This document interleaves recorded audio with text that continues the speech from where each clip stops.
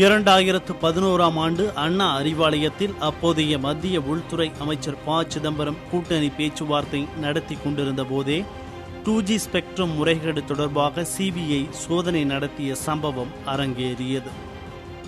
அவசரமாக கூடிய திமுக உயர்நிலை செயல் திட்டக்குழு மத்திய அமைச்சரவையில் இருந்து விலகும் முடிவுக்கு வந்தது.